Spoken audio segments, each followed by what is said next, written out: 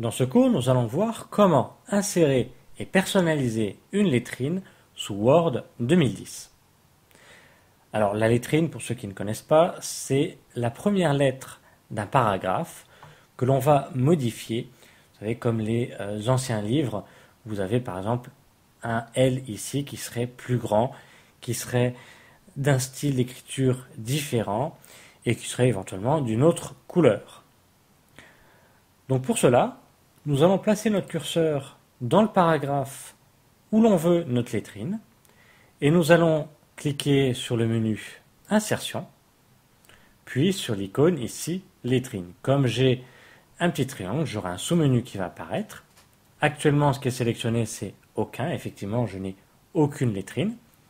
Et j'ai le choix ici, dans le texte ou dans la marge. Et vous voyez, en passant la souris dessus, j'ai automatiquement l'aperçu.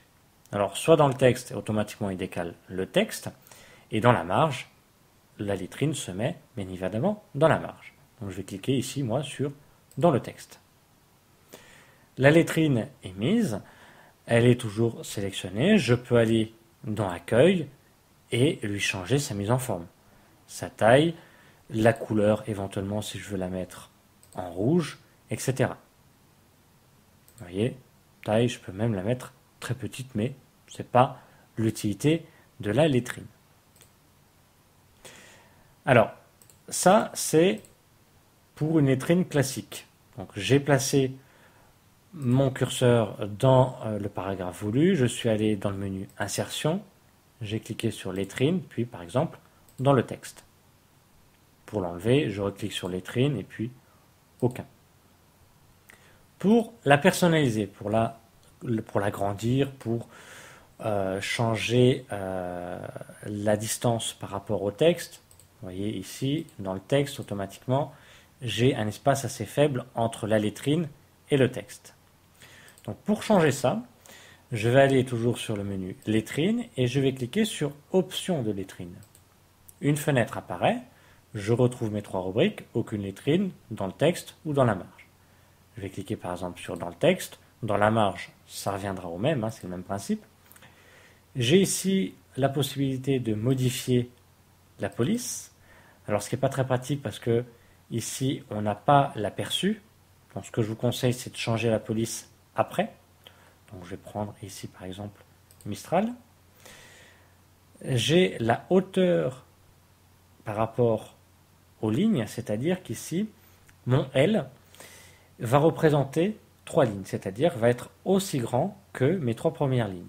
Si je veux qu'il représente que les 2 premières lignes, je vais choisir 2. Je peux augmenter la distance qu'il y a entre la lettrine et mon texte. Ici 0 cm, je vais l'augmenter, je vais mettre par exemple 1 cm. Et je valide avec OK. Et voyez ici, le style d'écriture ici de ma lettrine en Mistral, et j'ai bien 1 cm d'écart entre ma lettrine et mon texte. Et ma lettrine, vous voyez la hauteur de la lettrine, représente bien la hauteur de mes 2 lignes. Alors je vous disais, j'ai choisi Mistral ici parce que je la connaissais, mais comme on n'avait pas d'aperçu ici dans lettrine, option, et ici la police, on n'avait pas de visibilité sur, on n'avait pas d'aperçu plutôt de la police, et bien la lettrine ici, je vais pouvoir la sélectionner, revenir dans Accueil, et changer ici la police. Là, c'est bien plus agréable parce que j'ai l'aperçu ici de mes caractères.